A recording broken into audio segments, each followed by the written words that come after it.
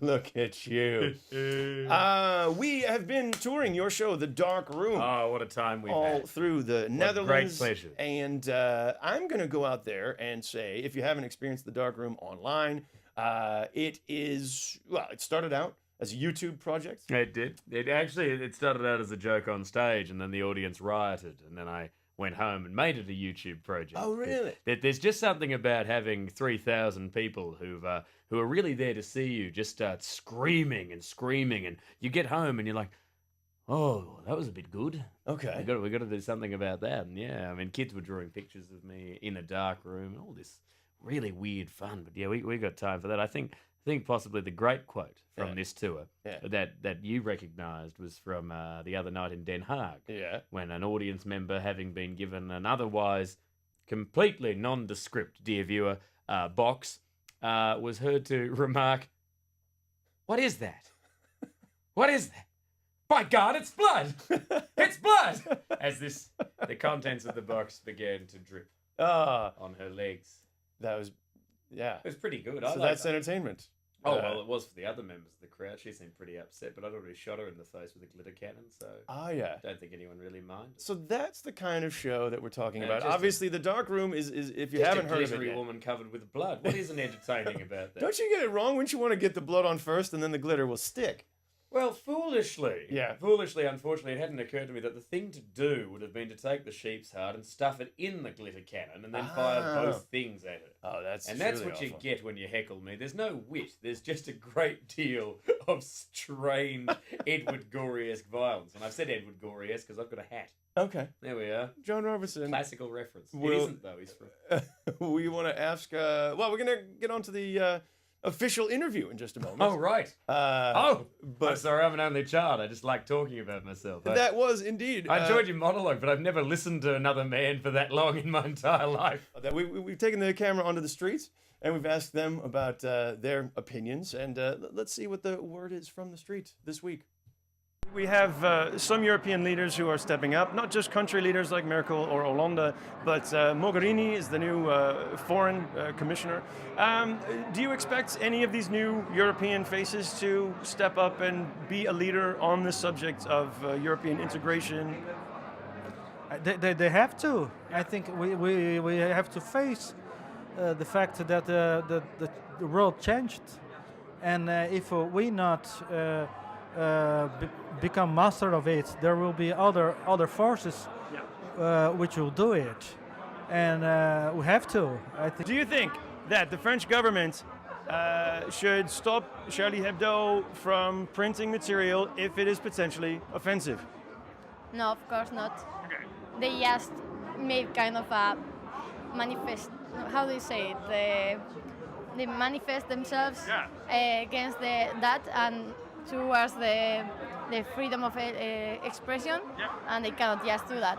And meanwhile, should the French government stop a comedian like Dieudonné from posting on Facebook that he sympathizes with the attackers of Charlie Hebdo? I haven't seen that, but I don't think you should stop no one for saying what he thinks. We have to spend more money, in the spy. What can we do to promote more Europeanness? We should fight for our go to France more often. Okay. And sunbathe in the nude. Okay. That will teach them, especially if it's me. Last Thursday I was on the dam. There was 18,000 people, and they were together to say that it's very important to stand up now. In this time to help each other and to be very aware that we have the freedom and we hold the freedom. Those were a couple of events where we were asking people about European unity in general. And I was very impressed by sunbathe in the nude. Yeah, there we go. I've made a lot of friends that way. That is freedom of expression. It really is. Yeah. But let's talk about the sort of hot button topic this week, which is the French comedian Dieudonné Umbala, who it was just in the newspaper last week, I believe.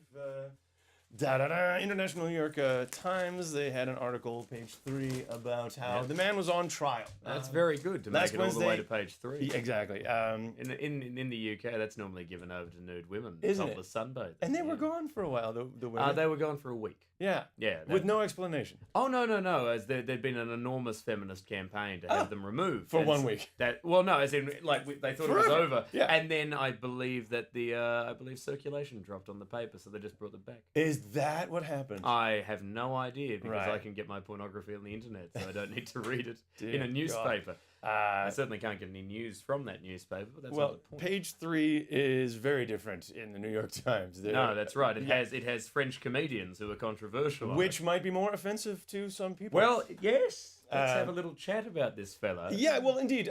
He's been put on trial, and obviously, right after the Charlie Hebdo attacks, Dieudonné was in trouble. I believe arrested for posting a tweet about how cleverly might have been on worded. Facebook. Yeah, Facebook. It was a little pun. Posted online. Yeah. It was a little pun. There was Je suis Charlie Hebdo. And what was his one? Not je suis, but je sens. Je I'm sais. feeling like the attacker of the kosher supermarkets, Koulibaly. Sympathizing with, or who knows what it was. Well, of course, you've got to understand he's got a colossal track record of doing this. Exactly. He keeps being arrested for anti-Semitism, various. And I did a bit of research into him, because I wondered, I was just kind of like, really? Is this an actual thing? And I watched two bits of footage of him. Yeah. One thing was him going down to the Parisian Gay Pride parade with his son. Okay. Which is a routine that could be described as boring conservative old man has trouble with gay people. Yeah, it's kind of funny, I guess. Yeah. It does a really good walking on the spot mime. I thought that was pretty damn fine. Right. And if you want to see a guy with a beard pretend to be a kid holding a balloon, Yeah. I mean, among the better proponents of that form. Yeah. But then the next thing that YouTube loads up is this guy doing a sketch called The Deported Jew. And there he is on stage, and out comes someone in an Auschwitz uniform. Wow. And then at that there we point, you go, righto. And the entire sketch is, well, why am I wearing this uniform? And he goes, because the Jews have suffered. And that's his thing. And I'm like, well, no, because you've hired that guy to wear an Auschwitz uniform. Right. He attracts an incredible crowd. That's true. You're talking about a person who's performing to an audience of many, many thousands. And I think possibly quite rightfully so. And the more he's locked up... No, not as in he should be performing to a large audience. I'm just saying, if you're performing to a large audience who quite routinely turn up and do your famous hand gesture, which is an inverted Nazi salute. Which seems that way, And then you... Well, it is. It is. As in, I've watched an interview with him on the BBC where he gets asked, isn't that an inverted Nazi salute? And he goes... Oh, no, that is so silly that you would say that. It's like, the answer you were hunting for was no. Uh-huh. That would be the answer, not a sort of patronizing villain. Mr. Bond. Okay. Not Vladimir Putin's, we can't get out of Ukraine. We are not there. Right. Wink. Yeah. This sort of thing, And what happens is, if you're performing to an absolutely colossal crowd, and your go-to is that guy should be exterminated, right, and you've got a big audience doing this one, I'm fairly certain that a couple of people are going to go, I think that bloke might be a Nazi. Yeah. And they might be rightfully alarmed by it. Yeah. I just put that one out there. I mean... So it might be what they call incitement to... Yeah, it may... violence. Yeah. That would be punishable. This is the thing. I mean, is he a satirist? Is this done with any degree of tongue-in-cheek? Is it done as any degree of social satire? Yeah. And most importantly, does his audience take it as that? Well, this is very theoretical, and it's... I'm going to ask you now about your experiences as well. Yeah. I mean, have you had any problems with complaints with saying, oh, you can't say that? I mean, are there differences as well between audiences in Australia, around the world where you've performed, Absolutely. and in the UK, which is notoriously politically correct? Australian crowds have no trouble with being on the nose, and with the UK, it brings me to something I wanted to talk to you about. It's one of the strangest things that I've ever heard. Yeah. And this is as regards political correctness, right? I was at a bondage night, big old fetish night, and a man dressed as Victorian nanny came up to me. So a very dowdy transvestite. And after offering me, in a very broad Cockney accent, some oral sex in the toilet, right? Legitimate? Yeah, no, as in, would you like to come and have me give you one? But that was his real accent. Yeah. Thank you. Right, hello, would you like to do that? Up, apples and pears, up me bottle and glass. Right. What he then does is he goes, I tell you, this is a great event. I saw Stormtrooper a minute ago. And I went, what, a Star Wars one or a Nazi one?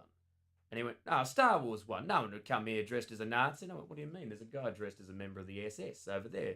And this guy went, oh, that's not on. It's VE Day. I'm like, I see. And so VE Day, Victory in Europe. Victory in Europe Day. So I'm there going, so hang on. So offering me a degrading blowjob from you whilst dressed as an Edwardian nanny. No problem. This is how you commemorate your war dead? Well, you are no stranger to bondage, and I believe none whatsoever. During the recent protests in I'm actually the UK, tied. I'm actually tied to this table right now. We will not let him go until we're done. But there was the face-sitting protests by Westminster, and you were there. I saw the picture. I was there. I neither allowed my face to be sat on nor sat upon anyone else's face. Right. I did sing quite loudly that great Monty Python tune. It was the most English protest you can possibly imagine. It was a lot of people wearing tweed, sort of being terribly, terribly naughty. Yes. And about a press ratio of about 100 to 1. Yeah, okay. Which I thought was just great. A press riot. So there are some forms of censorship that are no good. And yet, if I'm going to sum things up, maybe Dieudonné should be called on the carpet. Well, no, perhaps... I don't think anyone should be censored. I just feel that they should be conversed with. Yeah. All right.